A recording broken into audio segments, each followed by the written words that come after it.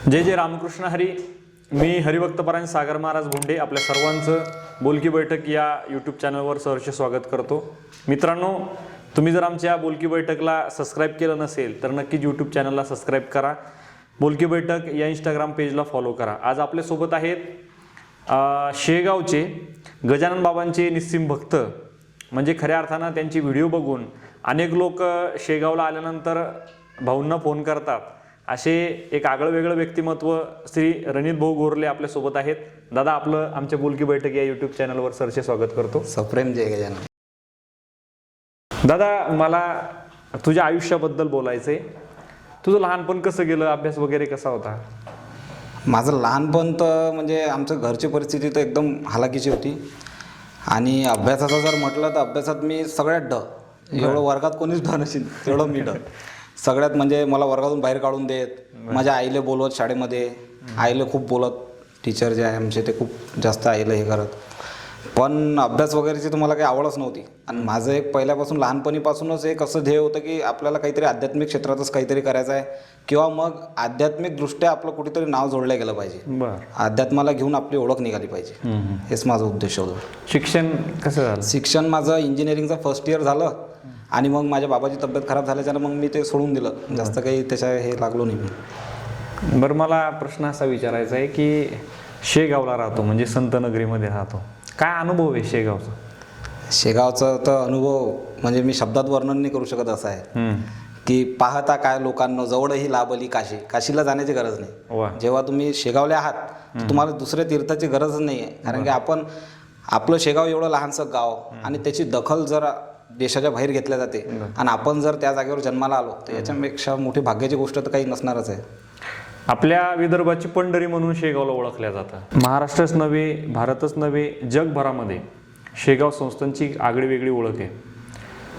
तिथलं मॅनेजमेंट याबद्दल तुला काय वाटतं? मॅनेजमेंट असं आहे की तिथचे जे लोक आहेत, जे संस्थान चालवतात किंवा मग तिथचे जे सेवेकरी आहेत, ते त्यांना एका प्रकारचं गजानन महाराजचं वरदानच लाभलेलं आहे. ते म्हणजे की मला जेवढी माहिती आहे त्या माहितीप्रमाणे तिथच्या जे लोक चालवणारे आहेत, जे त्या मॅनेजमेंटमध्ये आहेत, त्यांचं एवढं काही जास्त शिक्षण नाही आहे. पण ते समजा जर कुठं जर बांधकाम चालू आहे तर ते तुम्हाला असं डोळ्यानं पाहिल्यानंतर ते सांगून देतील की बा हे एवढ्या बाय एवढ्याचा याच्यामध्ये फरक आहे. एवढं त्यांचं मॅनेजमेंट परफेक्ट आहे. आणि एका प्रकारची त्यांच्यावरती महाराजांची कृपाच आहे की त्यांच्या पुरे घरदारांना किंवा हे सगळं ते मॅनेजमेंट ते करत आहेत. किंवा मग आता आनंदसागर झालं. आनंदसागरचं एक एक झाड असं म्हणतात की एक एक झाड कर्मयोगी शिवशंकर भाऊ पाटील यांच्या संकल्पनेतून आहे. त्यांनी कोणाला विचारलं नाही. ते इंजिनियरला सांगतील की तू असं कर, तेव्हा तो इंजिनियर तसं करेल. फक्त हे मला असं करायचं आहे, ते कसं करायचं तू सांग. बरं, त्यांचं मॅनेजमेंट शेगावमध्ये राहतो, तुला संस्थांची माहिती पुरेपूर आहे. मला एक प्रश्न असा विचारायचा आहे की गजानन बाबांची कुठेही म्हणजे आळंदी असेल, पंढरपूर असेल, त्र्यंबकेश्वर असेल, उज्जैन असेल, या ठिकाणी जे मठ आहे तिथली सगळी जी काही आर्किटेक्ट झालेलं आहे, त्याचं जे बांधकाम झालेलं आहे ते पूर्णपणे एकसारखंच दिसतंय. याच्या मागं काही लॉजिक, याच्या मागं काही रचना? लॉजिक काहीच नाही. लॉजिक असं आहे की ते एकाच माणसाच्या हातात आहे म्हणून ते लॉजिक आहे. अरे बापरे. एका माणसाच्या हातात एवढं मोठं व्याप चालवणं किंवा संपूर्ण जगभर आपलं नाव होऊ राहिलं, एक माणूस चालू राहिला. बरं. तर आम्ही तर असं म्हणजे खूप वेळा असं मजाकमध्ये म्हणतो की बा सरकारच्या ताब्यात न देता हे महाराष्ट्र गजानन महाराज संस्थांच्या ताब्यात द्या. बरं. की आपल्या महाराष्ट्राचा विकास तरी होईल, जगात आपल्या महाराष्ट्राचं नाव राहील त्यावेळेस. खरं आहे. आज लाखो समाज त्या ठिकाणी येतो श्रींच्या दर्शनासाठी. तो आता आनंद सागरबद्दल बोलला. किती कालावधी लागेल आनंद सागर पूर्ववत व्हायला? त्यांच्या माहितीनुसार तर कसं आहे की मुबलक पाणी पुरवठा झालं किंवा मग दानदात्यांचं मुबलक दान येणं सुरू झालं की त्या हिशोबानं ते होईल. आता कोरोनानंतर खूप मागं पडलेला आहे ते विषय. तर जेव्हापर्यंत मुबलक पाणी पुरवठा, सेवाधाऱ्यांची सेवा, दान वगैरे बरोबर येत नाही तोपर्यंत त्यांच्या माहितीनुसार हे त्यांची ऑफिशियल माहिती त्यांनी तिथं आनंदसागरमध्ये लावलेली आहे. त्यांनी एक बॅनर प्रिंट करून लावलेलं आहे की बा हे सगळं झाल्याशिवाय ते पुरं चालू नाही होऊ शकत. प्रयत्न पूर्ण चालू आहेत त्यांचे, पण संकट तर प्रत्येकाला येतात. आणि त्यांचं असं आहे की चालू करायचं म्हणजे असं तसं नाही करायचं, डायरेक्ट परफेक्टच. बरोबर. प्रत्येक काम त्यांचं एकदम परफेक्ट असते. त्या कारणानं तुला मंदिर आणि अध्यात्माची आवड कशी निर्माण झाली? मला तर तसं लहानपणापासूनच अध्यात्माची खूप आवड होती. म्हणजे की लहानपणी मला असं मी स्वतःला असं म्हणजे देवाचेच आम्ही ड्रामे करत जाऊ घरी. लहान लहान लेकरं खेळतात तर मी असं कधी हे खेळलो नाही, क्रिकेट नाही खेळलो, कधी लगोरी नाही, कधी काहीच नाही. आम्ही कसं किंवा मी हा देव आहे, तू हा देव आहेस, असं हेच खेळत जाऊ आम्ही. लहानपणापासून ते मला आवड होती. आणि त्याच्यानंतर मग मला लहानपणी आमच्या बाजूला एक म्हणजे आमचे शेजारी राहतात, त्यांना मी आई म्हणतो, तर त्यांच्यासोबत मी मंदिरात जात होतो. मग तेव्हा ते माझ्या गजानन महाराजची कथा सांगत की बा हे असं आहे, गजानन महाराजांनी असं चमत्कार केलं, तसं केलं. तेव्हापासून माझा एक कल जो होता तो गजानन महाराजच्या इकडे वळला. आणि मग मी लहानपणापासून समजा 5वीत मी शाळेत होतो, तर 5वीपासून मी म्हणजे प्रत्येक दशमी गुरुवारची पालखी कधी हुकवली नाही. मला जर समजा व्हिडिओच्या माध्यमातून बघतो, मला जर समजा जर गावात कोणत्या जर गावात जायचं जिथं गजानन महाराजची शाखा आहे तिथंच मी जाईल. मी त्याच्याशिवाय जात नाही. ज्या दिवशी गजानन महाराजचं दर्शन नाही त्या दिवशी जेवण नाही. समजा जर दर्शन आपलं झालंच नाही, आज मंदिर बंद झालं, काही कारणास्तव आपण कुठं गेलो इमर्जन्सी, कडसापर्यंत जाईल, कडच पाहिजे, पण बरोबर दर्शन घेतल्याशिवाय हे नाही. काय अनुभव असतो गुरुवारच्या पालखीचा? गुरुवारच्या पालखीचा अनुभव तर म्हणजे आपण शब्दात वर्णन नाही करू शकत. स्वर्गाचा जे अनुभव असेल म्हणजे आपण जिवंतपणी स्वर्ग पाहिल्यासारखं आहे. आपण कसं आपण म्हणतो की बा आता मेल्यानंतर याला स्वर्ग भेटला पाहिजे, पण जर तुम्हाला खरोखर स्वर्ग पाहायचं आहे, तुम्हाला आता हे या काळात तरी मरण्याची गरज नाही. तुम्ही शेगावला या, तुम्हाला स्वर्ग दिसून जाईल. त्याच्यासाठी तुम्हाला एवढा मोठा अट्टहास करायची गरजच नाही की बा मी मरून, ते तेवढं काही हे नाही. खरं म्हणजे शेगाव संस्थानला सेवावृत्ती आहे, समर्पण आहे, त्याग आहे, आणि या तिन्ही त्रिसूत्रीतून खऱ्या अर्थानं ते सर्व कार्य चालतं. तुला कधी अशी सेवेची संधी मिळाली मंदिरामध्ये?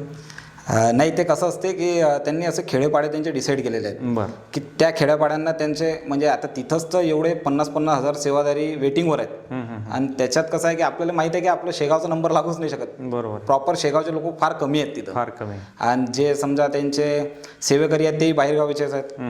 तर ते काही त्यांना शेगावचं नसल्यामुळे म्हणजे एक हा तिथचा म्हणजे शेगाव राहण्याचा एक ड्रॉबॅक मी हा सांगू शकतो की बा तिथं सेवा नाही भेटू शकत. आणि विशेष म्हणजे की एकट्या माणसाला तर भेटत नाही, तिथं 25 जणांचा गट लागते.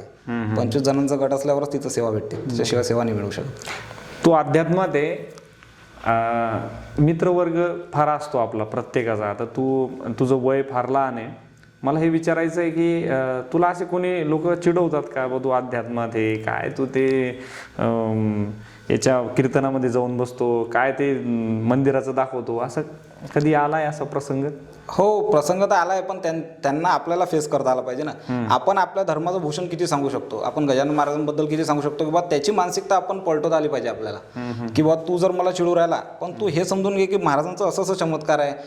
चमत्कार असल्यापेक्षा त्यांचा साक्षात्कार असा आहे की तुला हे अशा संकटात ते कामी पडू शकतात, असं जर तुम्ही त्यांना म्हणू शकले तर कसं आहे, आता हसणारे तर हसणार आहे शेवटी, त्याच्यात काही उपाय नाही आहे. पण कसं आहे की मला असं वाटतं की आपल्या हिंदू धर्मात असे फार कमी लोक आहेत की जे या गोष्टीवर हसतील.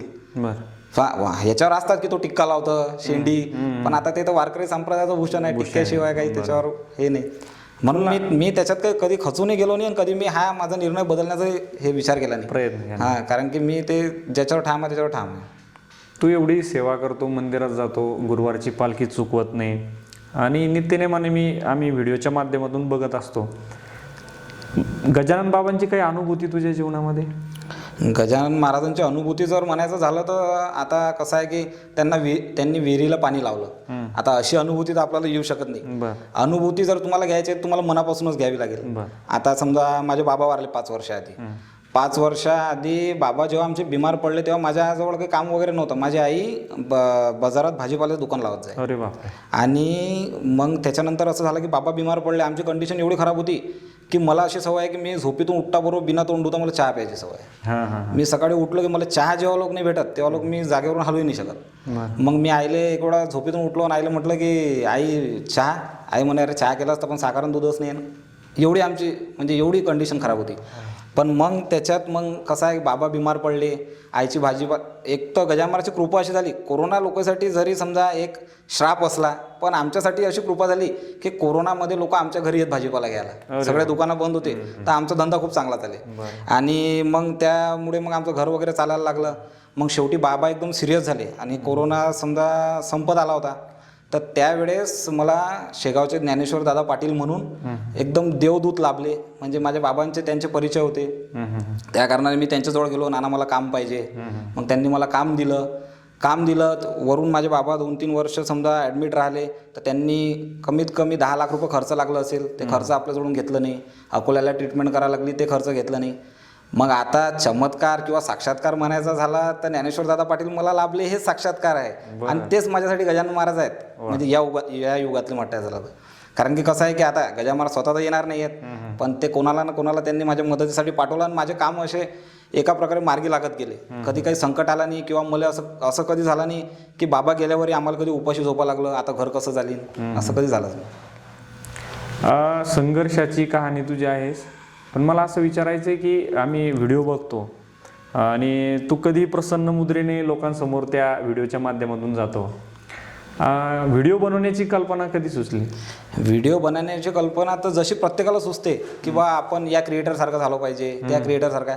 एक मुंबईचा जयेश बांधल म्हणून एक हे क्रिएटर आहे, तो साईबाबावर व्हिडिओ बनवते. बरं. आणि त्याचे व्हिडिओ मी लहानपणापासून पाहत होतो की बा तो म्हणजे तोही लहान होता त्यावेळेस, तर तो खूप छान व्हिडिओ बनवत जाय. त्याचे व्हिडिओ मी पाहत होतो. तर मला असं वाटायचं आहे की आपल्या शेगावचं कोणीतरी असं व्हिडिओ बनवणार की आता साईबाबा आणि गजानन महाराज तसं पाहिलं तर आध्यात्मिकदृष्ट्या भाऊ मानले जातात. बरोबर आहे. मग जर साईबाबाचा एखादा व्हिडिओ बनवणार आहे म्हणजे तो साईबाबाचा एक प्रचारक झाला, तर तसं आपण शेगाववरून एखादं आपण झालो पाहिजे महाराजांचे, की लोकांनी शेगावचं नाव काढलं म्हणजे रणित गोरले किंवा तो महाराजांवर व्हिडिओ बनवते अशी. तर त्या हिशोबानं मग मला ते थोडंसं कल्पना सुचली आणि मी सुरू केलं. आज म्हणजे तो व्हिडिओचा सुरुवातीचा काळ आणि आताचा रणित गोरलेचा काळ काय वाटतंय याच्यामध्ये? तसं फारसा फरक तर नाही आहे.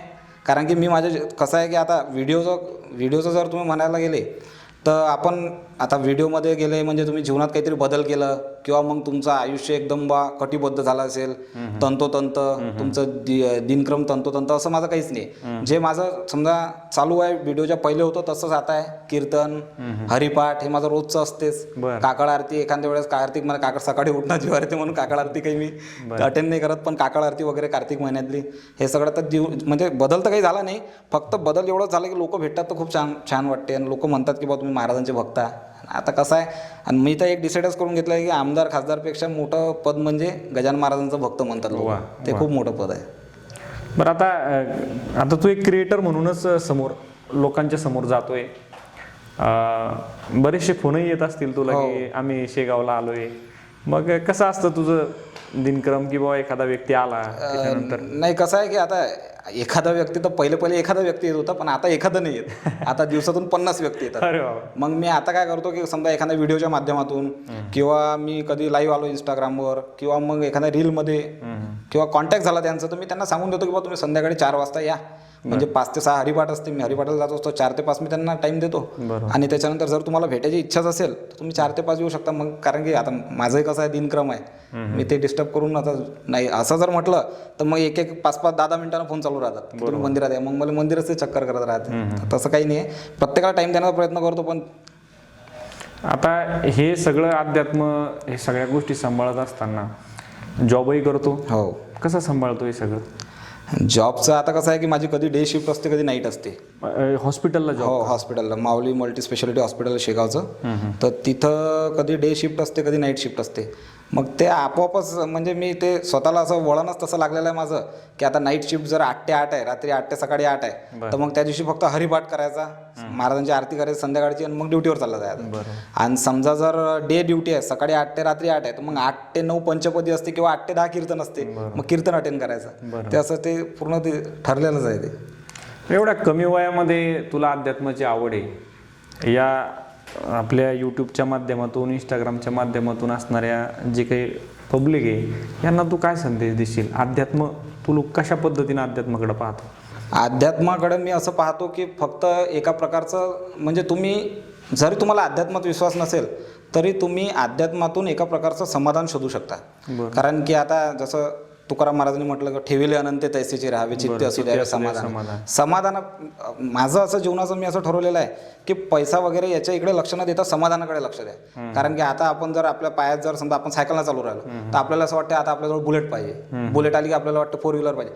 हे जे समजा आपले जे अपेक्षा आहेत ते तर कधी पूर्ण होणारच नाही आहेत. आता माझे 40,000 फॉलोअर झाले, 4 लाखही झाले, तर मला असं वाटेल 4 मिलियन झाले पाहिजे. ते कधी पूर्ण होणारच नाही आहेत. म्हणून तुम्हाला जर समजा अध्यात्माकडे पाहायचं तर एका प्रकारचं तुम्ही समाधानाच्या दृष्टीने पाहू शकता की बा इथं गेल्यावर आपल्याला समाधान लाभेल किंवा एखाद्या देवाची संगत पकडल्यावर, एखाद्या संताची संगत पकडल्यावर आपल्याला तिथं समाधान लाभेल. समाधान जर भेटलं तर तुम्हाला जीवनात प्रत्येक काही भेटलं. त्याच्यात तुम्हाला पैशा वगैरेची काही गरज नाही, फक्त समाधान. आपण समाजाकडे पाहतोय आज एवढी परिस्थिती बिघडली की तरुण मुलं व्यसनाधीन होत आहे, तू काय सल्ला देशील त्यांना? मी तर हाच सल्ला देईल प्रत्येकासारखा, मी तर हाच सल्ला देईल की बाबा व्यसन हा चुकीचंच आहे. पण आता तरुण पिढीसाठी जर तुम्हाला जर व्यसनच लावायचं आहे तर तुम्ही अशा कोणत्या तरी गोष्टीचं व्यसन लावून घ्या स्वतःला की ज्याच्यातून तुमचं काहीतरी भविष्य त्याच्यात उज्ज्वल होईल. की बा आता मी जसं व्हिडिओचं देवाधर्माचं हे व्यसन लावून घेतलेलं आहे, हे एका प्रकारचं मलाही व्यसनच आहे. जेव्हापर्यंत मी मंदिरात जात नाही तेव्हापर्यंत मी जेवण करत नाही, हे व्यसनच आहे.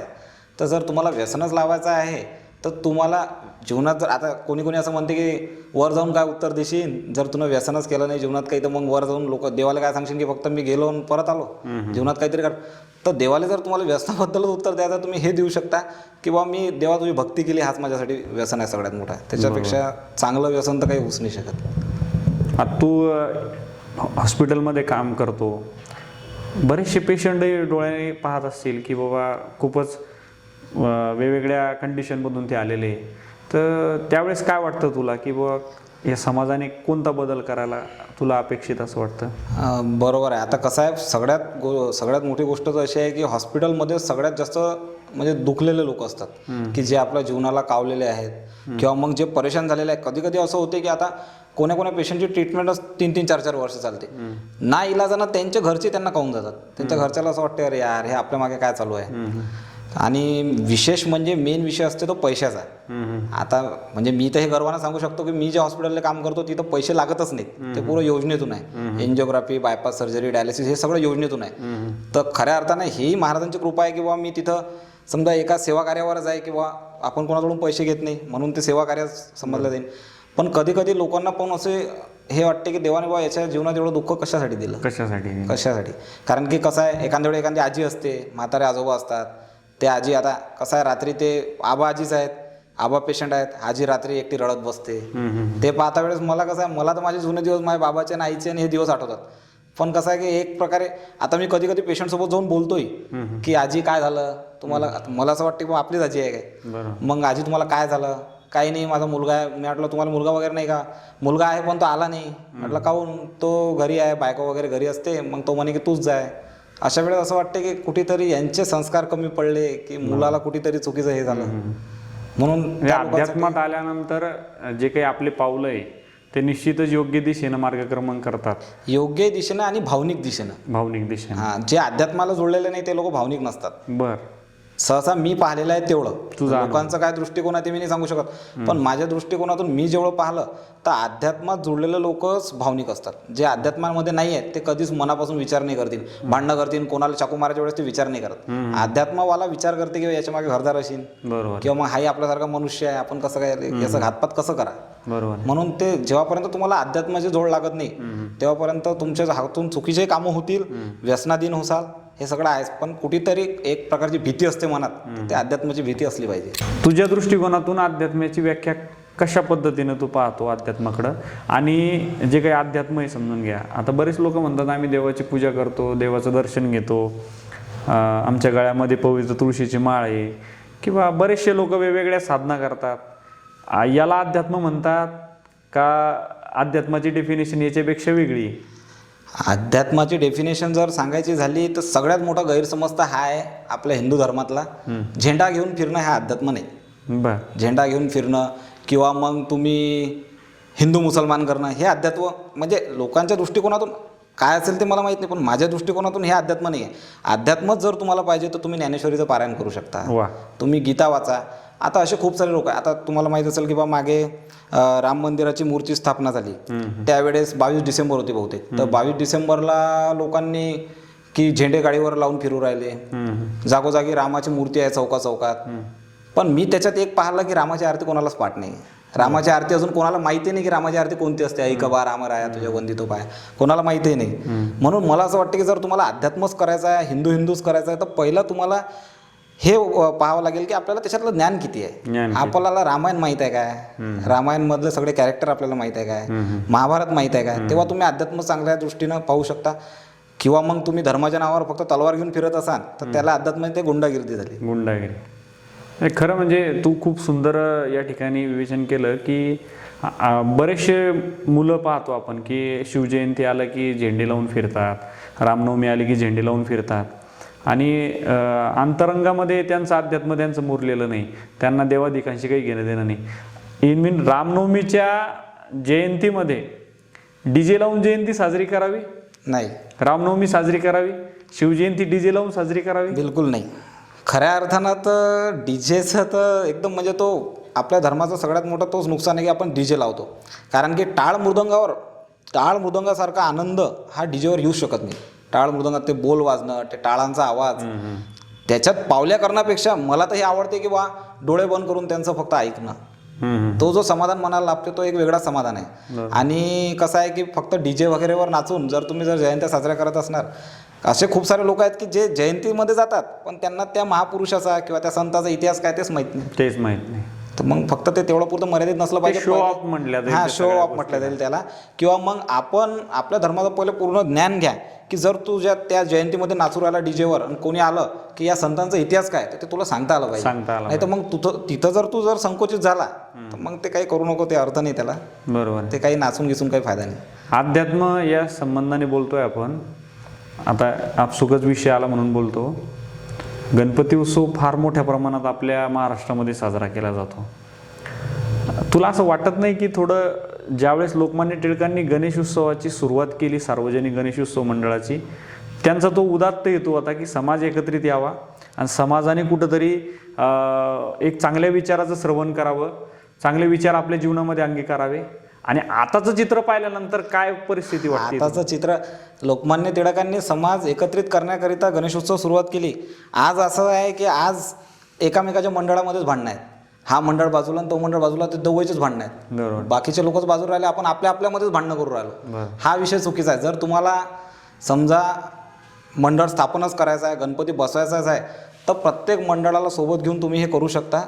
ते आपण म्हणतो ना की बा एकमेका सहाय्य करू अवघे धरू सुपंत, तसं जर तुम्ही प्रत्येकाला सहाय्य केलं, आपला शेवटी तोही हिंदू आहे, तोही गणपतीची पूजा करत आहे, आपणही हिंदू, आपणही तेच करतो. पण आपण जर त्या मंडळामध्ये डीजेवर कॉम्पिटिशन लागते की डीजेमध्ये याचा आवाज जास्त, माझा आवाज असला पाहिजे, त्याचा आवाज कमी असला पाहिजे, हे फार चुकीचा विषय आहे.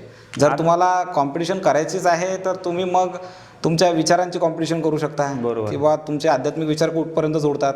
पण ते आजकाल तसं राहिलं नाही. बरोबर. आता 31 डिसेंबर जवळ येत आहे आणि आपले लोक 31 डिसेंबर नवीन वर्ष म्हणून साजरे करतात.